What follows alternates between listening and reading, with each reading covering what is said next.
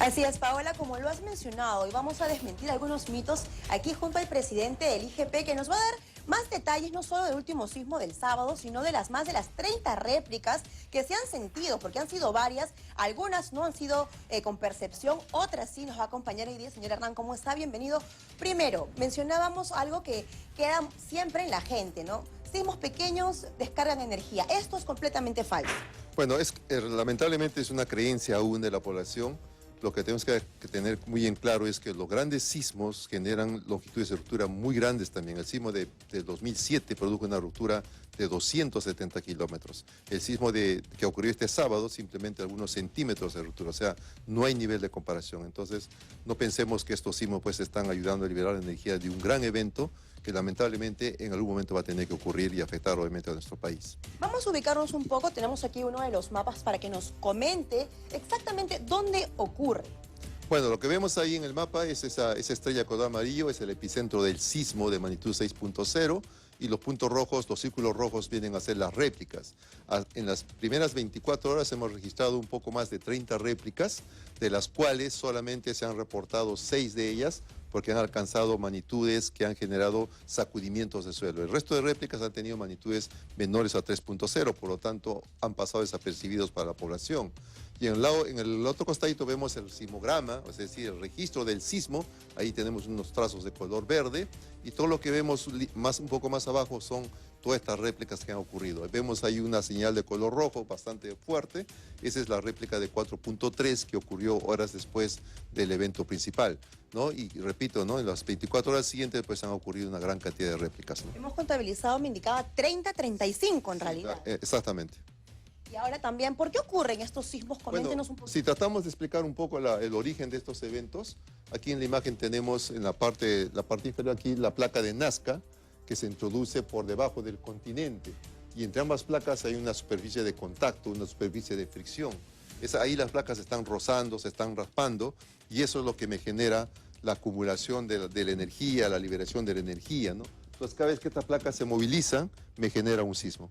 Cuanto más grande es el desplazamiento, el sismo es mayor. Cuanto mínimo es el desplazamiento, el sismo es pequeño en magnitud en este caso, ¿no? Teníamos el primer mapa y nos mencionaba que esto ocurre en el Océano Pacífico. Claro, toda la actividad sísmica que ocurre frente a nuestra costa tiene su origen en este proceso de colisión, de convergencia de placas. Es decir, todos los sismos tienen sus epicentros en el océano, ¿no? Pero es la principal fuente sismogénica en el país. Ahora, hay que mencionar también un detalle importante. Se indicó, comparado con este sismo del 2007 que ocurrió en Ica, y se vieron luces, algunos destellos. La gente indicaba también que apenas se movió el suelo, vieron esta enorme luz. ¿Esta vez ocurrió algo similar? No, esta vez no ha ocurrido nada de eso. Lo que hemos visto algunas imágenes de video, evidentemente es el apagón que hubo segundos después, el retorno de la energía eléctrica que generó pues una luminiscencia un poco brusca, los focos o las lámparas que están en los postes se han movilizado de una manera muy intensa, pues que ha generado pues una mala imagen, ¿no? de algo anómalo que podríamos decir que ha ocurrido, ¿no? En el sismo de Pisco sí, ahí hubieron luces, ¿no? Y obviamente se está tratando de investigar qué es lo que lo generó. No hay una explicación real o verdadera de eso, hay muchas hipótesis, ¿no? Pero evidentemente sí sabemos que hay muchos sismos que han ocurrido tarde-noche que sí han tenido luminiscencia, ¿no? Es un fenómeno todavía por investigar, entonces. Es algo que está investigando porque no se encuentra bien, no se tiene la suficiente información para saber realmente cuál es el origen de esta luminiscencia, ¿no? Ahora, mencionábamos también estas pequeñas réplicas que se pueden sentir, unas que no se sienten. Ustedes reportaban 6 de ellas, han sido todas en la sección de Chimbote. Todas las réplicas tienen que estar ocurriendo o han ocurrido alrededor del sismo principal. Y cuanto mayor es la magnitud de la réplica, el sacudimiento del suelo también es perceptible. Réplicas de magnitudes muy pequeñas, prácticamente pues nadie se entera que han ocurrido, ¿no? Entonces eso no se ha reportado, ¿no? Porque en realidad si nosotros reportáramos toda la actividad sísmica que ocurre en el país, pues tendríamos a la población prácticamente psicoseada, podríamos decir, ¿no? Y no se trata de eso, se trata de dar información responsable. Ahora, hablábamos también al iniciar el enlace de romper algunos mitos. Algunas personas hablan de los sismos por el aire, que el suelo, ¿cómo influye esto? En realidad tiene una base científica hablar de los sismos de aire, del suelo, que vienen de un lado o de otro. Yo creo que ya estamos en el siglo XXI, ¿no? Y a veces nos preocupa de que se siga teniendo estas ideas de los mitos, ¿no? El día de hoy, temprano, me encontré con un amigo y me dice, mira, el sismo generó que el cielo esté nublado, ¿no? Y eso no es cierto, ¿no? Porque ahora después salió el sol, ¿no? Entonces yo simplemente le dije, pues toma un cuaderno y anota cuántas veces cambia el clima y a ver si coincide con sismos, ¿no? Y también el hecho de que se piensa, ¿no? De que el cambio de clima me va a traer más sismos o este sismo pequeño de 6 es el primero de uno más grande. O sea, son cosas que realmente la ciencia no puede encontrar explicación, por lo tanto al final se convierte simplemente en creencias, en leyendas o en mitos, ¿no? Claro, y también hablan mucho, ¿no?, que en octubre en el Perú se sienten más sismos, que en otros meses no tanto, eso también es un mito. No, mire, si eso fuera cierto, ¿no? Esto de octubre nace porque en Lima el sismo de 1746 ocurrió en octubre, el sismo del 66 en octubre, el sismo del 74 en octubre, ¿no? Si eso fuera cierto, entonces todos nos iríamos en el mes de octubre fuera de Lima, ¿no? Y luego regresaríamos, ¿no? O los colegas de Ica, Pisco dirían, en agosto me voy a otro sitio porque el último sismo ocurrió en agosto, ¿no? Entonces yo creo que esas cosas tenemos que ir cambiándolas poco a poco ya. Entonces, usted ha mencionado que sí, va a ocurrir un gran sismo, una magnitud bastante importante en nuestro país. Se va a dar, ya hay algunos registros de ello, hay una investigación previa. Mire, somos un país sísmico, ¿no? Y lo que he venido diciendo es, si somos un país sísmico, lo más extraño es que no ocurran sismos. Y lo primero que tenemos que preguntarnos, ¿no? Yo vivo en Lima, perfecto.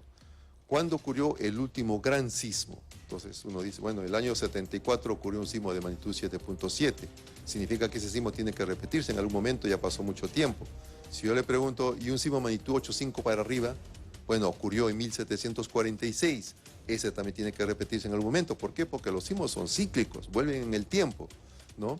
Lo interesante es tratar de prepararnos para cuando ocurra ese evento sísmico, ¿no? Y ese es un trabajo que aún nos falta bastante, porque no estamos teniendo la cultura de prevención que es la que necesitamos hoy en día, ¿no? Claro, no, muchos hablaban el día sábado, los que sentimos el sismo, indicaban que la mochila de emergencia donde estaba, que hay que dormir vestidos para poder salir, porque se cree mucho que se van a volver a repetir, que van a continuar estos sismos. Si bien es cierto, Paula, nos ha informado el presidente del IGP que sí han ocurrido una serie de réplicas, unas que no se han sentido, con menor percepción, pero que eso va a ocurrir y ocurre en todo el país. Estamos en un país sísmico y hay que recordar siempre la prevención sobre todo. Muy bien, Laura. Bueno, la explicación ha sido detallada por parte del señor Hernando Tavera y nos has ayudado además a entender y sobre todo a derribar estos mitos tan extendidos que se relacionan con los sismos, como lo que mencionaba el señor Tavera, ¿no? Que siempre te dicen que cuando hay un sismo, al día siguiente va a cambiar el clima. Pero más allá de eso, de la anécdota, aquí lo importante es estar siempre conscientes de que vivimos en un país altamente sísmico, de que debemos estar preparados, de que continuamente debemos revisar esta llamada mochila de emergencia, ver que efectivamente tenemos todo lo necesario en caso realmente ocurra un sismo ya de mayor magnitud. Sí nos ha sorprendido, ¿no?, esta cantidad de temblores, ¿no?, que hemos ido sintiendo a lo largo de este fin de semana. Y es importante además lo que ha mencionado el señor Tavera, que no porque hayan ocurrido estos temblores de baja intensidad significa que de pronto ya se cae esta probabilidad de que ocurra un terremoto. No sé si de repente quieran agregar algo más, sobre todo para que nos puedan explicar estos gráficos, ¿no?, estos gráficos en concreto.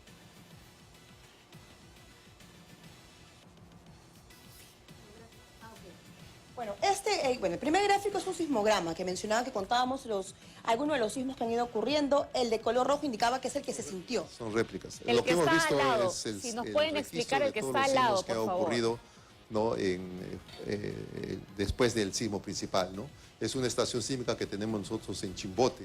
Y ahí podemos ver lo que he mencionado es el registro mayor, es el sismo de 6.0, y lo que tenemos después son las réplicas. Podemos comparar simplemente el tamaño del trazo para comprender que los trazos más grandes corresponden a sismos con mayor magnitud y los trazos más pequeños a sismos con menor magnitud.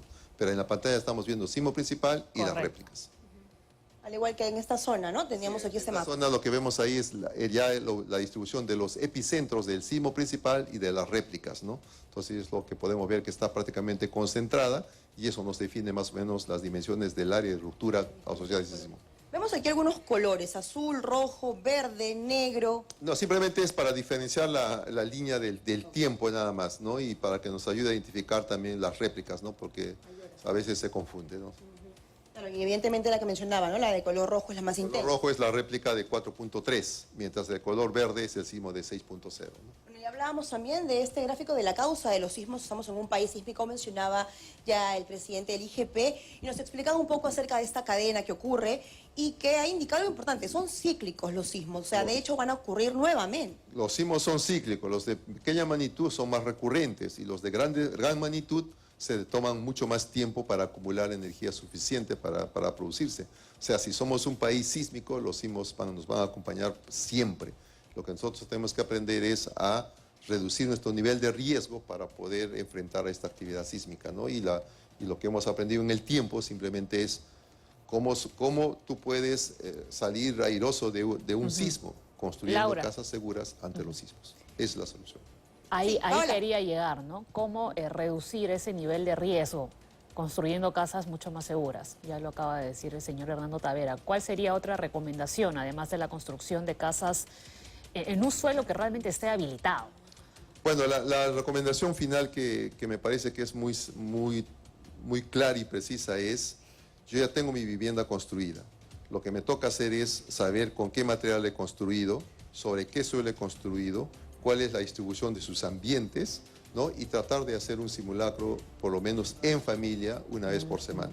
Eso nos va a ayudar a tener cultura de prevención y eso nos va a ayudar probablemente a salir airoso para cuando ocurra otro evento sísmico de gran magnitud.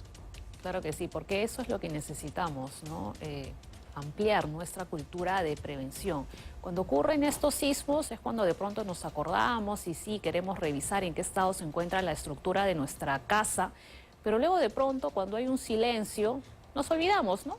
Volvemos a estar de nuevo en la rutina y dejamos de lado la prevención que es tan importante. Laura, te agradezco un montón y sobre todo al señor Hernando Tavera también por esta entrevista.